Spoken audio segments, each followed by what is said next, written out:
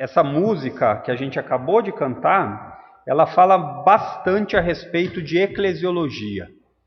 O que atrai as pessoas quando elas de fato devem ser atraídas? A cruz, os pés da cruz. Hoje, infelizmente ou felizmente, não saberia dizer ao certo, eu tenho ido caminhando pela manhã para tentar fazer algum tipo de exercício, e aí tinha um panfleto de uma igreja, que assim se diz igreja, chamada Templo dos Anjos. Alguém aqui já escutou falar? Pois é, tem isso daí em Passo Fundo, tá? E aí, para o meu desgosto ainda maior, eu quando olhei aquilo, eu reconheci a pessoa, né? E aí, estou tentando fazer duas coisas ao mesmo tempo, mas eu não sou muito bom nisso, não. E aí, eu percebi que aquela pessoa, ela começou a usar de um marketing para atrair pessoas, porque ela precisava, provavelmente em meio à pandemia, arranjar gente, meios, recursos, enfim. E lá, um papel bem feitinho, tudo, escrito Templo dos Anjos, a foto do boneco, né? Porque sempre tem a foto do boneco, né? Nunca tem uma cruz, nunca tem escrito assim, o lugar onde você vai sofrer, não tem. Aí lá dizia o seguinte, um local para você de qualquer religião participar. Começava assim. E aí o resto vocês imaginam, né? Um show de horrores. Mas o que nos surpreende é que essas denominações, elas se dizem igreja. Elas se dizem igrejas evangélicas. E muitas vezes a gente embarca nisso porque a gente não tem um filtro a respeito do que é uma igreja de verdade ou do que não é. E isso é muito fácil de acontecer. Eu realmente não sei fazer duas coisas ao mesmo tempo, mas vou falando aqui. Então, por que é importante aprender e estudar? Para que a gente não caia nesses engodos. Então, na página do meio, na paginazinha do meio, ela dizia assim, os motivos. Fulana de tal estava quase cega. Ela precisava de óculos. Agora ela não usa mais óculos. Aí ele colocou lá o nome da pessoa e o lugar que a pessoa era. Depois, ele fala a respeito problema financeiro do fulano de tal, do interior aí do estado, e que ele precisava melhorar os negócios. Então ele foi para o Templo dos Anjos, e no Templo dos Anjos ele resolveu os seus problemas. Então seria muito fácil, não é, meus irmãos, dizer para uma pessoa esse tipo de mensagem, porque a pessoa, ela quer escutar isso. Então não é difícil atrair pessoas com isso. O difícil é atrair com pessoas dizendo assim, e para a cruz eu vou, seguirei o meu bom mestre, aonde quer que for irei. Esse tipo de coisa acaba sendo difícil de ser apresentado. Então nós somos pegos facilmente quando nós não temos o discernimento a respeito de igreja. Por isso a eclesiologia é tão importante. Acho que vai ficar assim mesmo, meus irmãos. Eu estou tentando aqui, pastor, mas estou tomando um laço violento. Aí.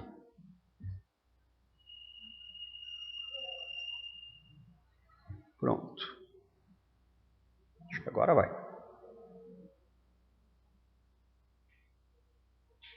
Pronto, deu certo. Então, as pessoas muitas vezes, elas dizem, eu não vou estudar porque a letra mata. Eu não vou estudar porque se eu estudar, talvez eu não seja mais tão espiritual. É fato que existe um pouquinho de verdade nisso. Ontem eu estava escutando um pouquinho o pastor Jonas Madureira a respeito da conferência que está tendo ali, quando nós queremos apenas aprender intelectualmente para o intelecto, isso se torna um ídolo, se torna um pecado, se torna algo digno do Salmo 19 dizer, Senhor, não permita que isso me tome, que isso me domine. Mas também é verdade que grande parte dessas pessoas, elas querem, na verdade, é pouco estudo. E assim nós vemos para tudo, meus irmãos. Nós vemos para o trabalho, as pessoas não se esforçam para serem bons funcionários. Nós vemos no casamento, as pessoas não se esforçam para serem bons maridos ou esposas. Nos filhos, nós vemos em todas as áreas. No cristianismo não seria diferente. Por isso é tão importante aprender a respeito do ensinamento bíblico, da eclesiologia. E, sem mais delongas, nós temos falado aqui de vários motivos pelo qual a igreja é sublime. A ideia de que a igreja não é apenas um lugar de você vir passar o seu tempo, embora isso vá acontecer, mas a igreja é um local onde você deveria desejar estar, em primeiro lugar, porque você vai ser alimentado com um alimento de verdade. Em segundo lugar, porque você vai estar junto com outras pessoas que têm um interesse em comum, mas é um interesse em comum digno de ter. Quando eu digo isso, eu estou falando em adoração a Deus. Então, não existe coisa pior do que nós estarmos num lugar onde nós não queríamos estar, não é verdade? Isso acontece. Isso muitas vezes vai acontecer naquele aniversário dos parentes chato, que a gente vai e o pessoal lá fica falando um monte de besteira e você diz assim, como eu queria desaparecer. Tomara que não seja assim na igreja. Porque na igreja é o lugar que a gente deve vir para cada vez se alimentar mais e desejar mais a ela. E nós falamos vários motivos pelo qual a igreja é sublime. Quantos nós falamos até agora? Tem certeza? 10? Certeza? Ninguém tem muita certeza, né? Pessoal, exatamente. Então hoje é o 11º motivo. Eu não tenho dúvida que nós poderíamos fuçar, mexer, mergulhar na Bíblia e encontrar mais motivos que dizem a respeito da sublimidade da igreja. Mas aqui nós vamos ficar em 12. Nós não vamos nos estender mais porque nós já falamos bastante a respeito disso. E eu convido vocês a abrirem suas Bíblias na primeira carta de Pedro, capítulo 2, verso 9, onde nós vamos achar nosso 11º, a nossa verdade, a nossa 11ª característica que traz essa verdade a respeito da igreja. E esse, particularmente, é um texto bem legal, porque a gente já expôs na igreja, e 2, porque existe uma conexão entre a escritura como um todo. Na medida que nós vamos aprendendo sobre a Bíblia, isso é muito legal. É mais ou menos a ideia de você pegar algo que você sente prazer, e aí você começa a estudar sobre aquilo.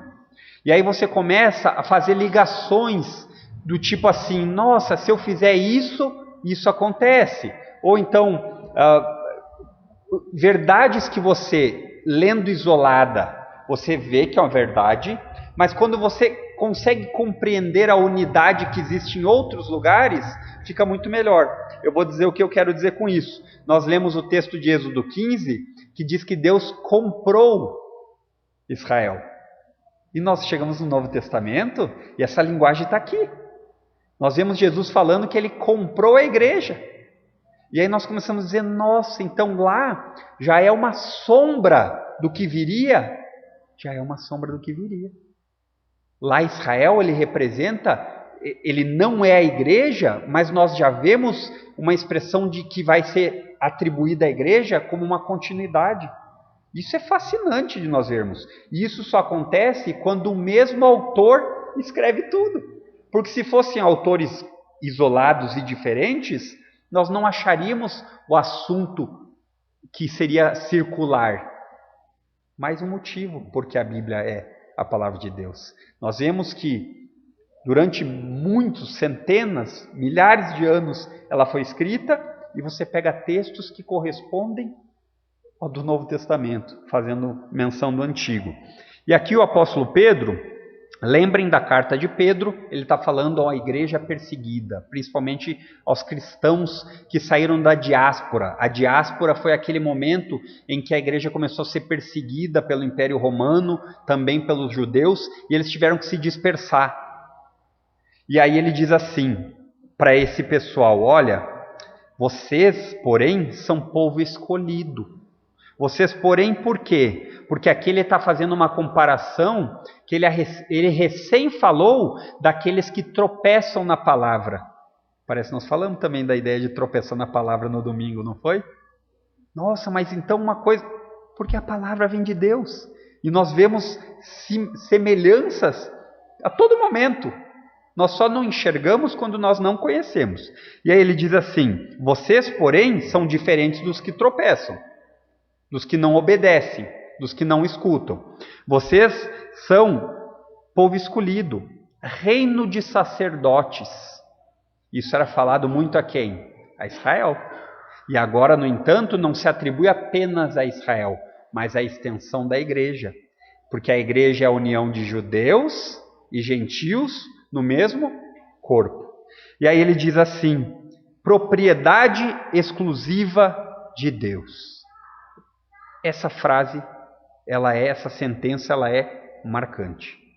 Então você imagina quando você é dono de algo, normalmente se cuida, né? Ou normalmente tem direito sobre aquilo que é seu. Então empresta tal coisa, vou emprestar porque é meu. Vou cuidar daquilo porque é meu. Vou proteger porque é meu. E aí ele diz que Deus tem a igreja, aqui o apóstolo Pedro, como sua propriedade exclusiva. E a ideia de exclusiva é que ele não reparte. Não é metade dele e metade do outro. Não. No domingo aqui, no dia que nós fizemos o memorial da ceia, vocês devem lembrar que o texto diz assim: façam isto em memória de mim até que ele venha. Então Jesus é o dono da igreja e ele vai cuidar da sua igreja até que ele venha. Então, se a igreja é uma propriedade exclusiva de Deus, sendo assim, nós somos de Deus. E ele continua dizendo: assim vocês podem mostrar às pessoas como é admirável aquele que os chamou das trevas para a sua maravilhosa luz. Aqui está o segredo do testemunho evangélico. Quer dar um testemunho? Está aqui. Mostrem mostrem às pessoas como é admirável aquele que os chamou das trevas para a sua maravilhosa luz. Quem é o admirável aqui? Quem é? Somos nós mesmos? Mostrem às pessoas como Deus é. E para nós mostrarmos como Deus é, nós precisamos aprender da sua palavra. Vê que é bem simples, repetitivo, né? Pastor Fernando, vez após vez, ele fala assim: olha, eu sei que nós já falamos isso, mas não cante as músicas no piloto automático. Olha, eu sei que nós já falamos isso, mas em algum momento nós vamos nos decepcionar uns aos outros. Por quê? Porque é necessário ficar lembrando. Nós esquecemos das coisas. Então a igreja, ela é sublime por todas essas características. Existe alguém mais, neste mesmo sentido, que diz que é exclusivo de Deus? Não existe. Nós sabemos aqui, é importante falar, que todas as coisas, os salmos eles estão repletos disso, dizendo que tudo é do Senhor.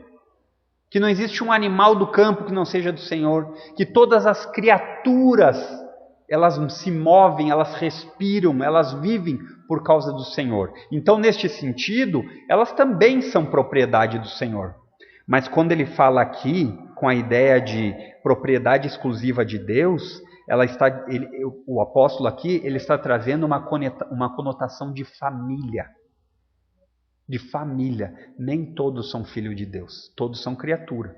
Então, se isso não é graça sublime, eu não sei o que mais pode ser. Então, a 11ª verdade a respeito disso, ela diz porque a descrição dos termos da igreja são termos honrosos.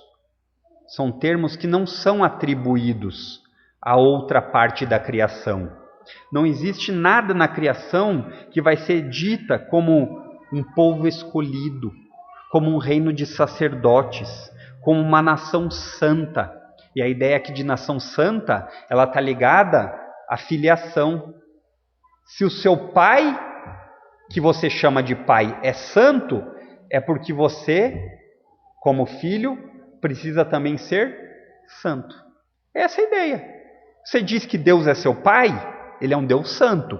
Então viva a vida cristã como um filho de verdade.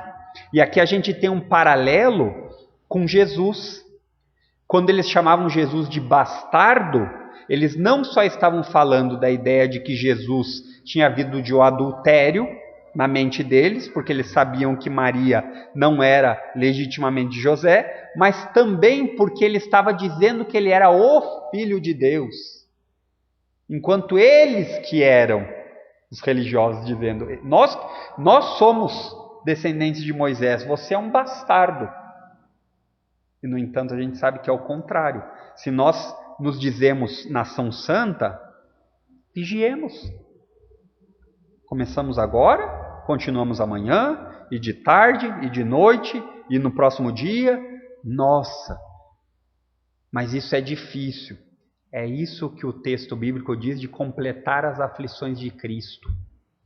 Proclamar o Evangelho, dar continuidade à sua obra.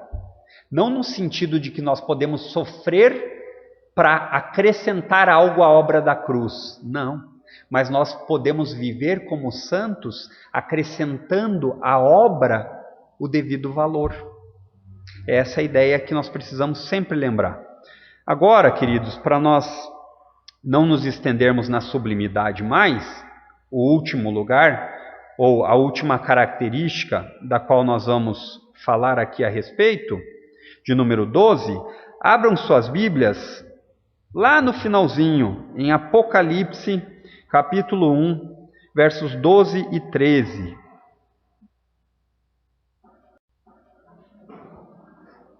Não é hora, né? Nunca falhou. Olha o que diz o texto bíblico lá em Apocalipse 12 e 13.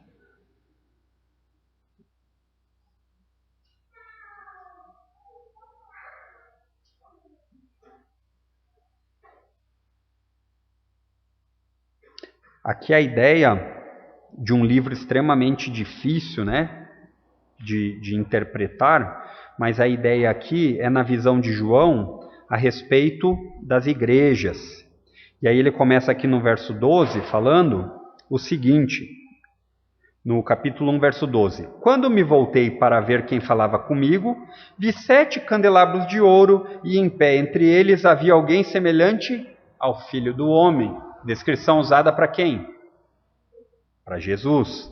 E aí ele diz como ele se vestia. Vestia um manto comprido, com uma faixa de ouro sobre o peito.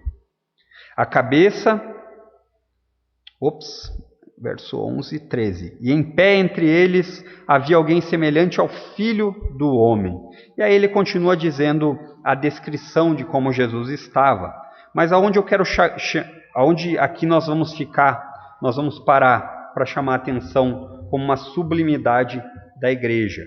Aqui, o verso... Vamos voltar um pouquinho para eu poder explicar esse raciocínio a vocês. O verso 11 diz assim: E a voz dizia, escreva num livro tudo o que você vê, e o envio às 7 igrejas das cidades de Éfeso, Esmirna, Pérgamo, Tiátira, Sardes, Filadélfia e Laodiceia. Então a ideia aqui é que deveria ser enviado às igrejas. Algo deveria ser escrito às igrejas, certo? E quando nós vemos isso, imediatamente o apóstolo João aqui, ele fala que vai começar a fazer aquilo, a ideia é essa, vai começar a fazer aquilo pelo qual ele foi ordenado, então ele volta para ver quem está falando com ele, imagina a cena. Então ele escutou a voz, agora eu vou me voltar para ver quem fala comigo. E aí quando ele se vira, ele vê Jesus, e a descrição do que como Jesus estava. Mas aonde eu quero me ater aqui, é que depois na continuação, aqui nós vamos ver que ele vai falando a respeito de que Jesus tinha nas mãos as estrelas. É um livro bem simbólico, depois você pede para o pastor Fernando que ele explica melhor para você. Mas a ideia aqui é que as igrejas estavam sendo supervisionadas. Elas não estavam à toa. Elas não foram colocadas nesse lugar e depois largadas a seu bel prazer, do jeito que quisessem. O próprio livro de Apocalipse mostra que existem momentos em que a igreja vai ser disciplinada. Ela não vai apenas ser cuidada, mas ela vai ser disciplinada. E isso é importante que nós lembremos. A igreja, ela é supervisionada, isso nós já falamos, né, irmãos? Na verdade, isso nós já falamos. Ela é supervisionada e ela também é disciplinada por Cristo. Qual outro texto vai nos dizer isso daqui? Pula lá para o verso 20 desse mesmo texto. Pula lá para o verso 20. Este é o significado do mistério das 7 estrelas que você viu em minha mão direita e dos 7 candelabros de ouro. As 7 estrelas são os anjos das 7 igrejas e os 7 candelabros são as 7 igrejas. Aqui nesse período nós vamos ver a descrição das igrejas. E aqui nós vamos ver a descrição de alguém que está mandando supervisionar como ele próprio quer. Certo? Agora pula ali para o Apocalipse capítulo 2, verso 1, para você ver. Apocalipse capítulo 2. Deixa eu pular aqui. Apocalipse capítulo 2, agora dos versos de 1 a 5. Ele diz assim: escreva esta carta ao anjo da igreja em Éfeso. Esta é a mensagem daquele que segura na mão direita 7 estrelas, daquele que anda entre os 7 candelabros de ouro. Aí ele continua dizendo, verso 2, sei de tudo que você faz. Ou seja, não tem nada escondido. Não tem nada que uma igreja vá fazer que Jesus não saiba. E isso deveria trazer um certo temor, uma preocupação. Aqueles que se dizem pastores e que inclusive dizem que tem templo dos anjos, eles não leram esse texto de Apocalipse. Sei de tudo que você faz. Ele continua descrevendo aqui a essa igreja que é um trabalho árduo. Ele diz assim, vi seu trabalho árduo e sua perseverança, e sei que não tolera os perversos.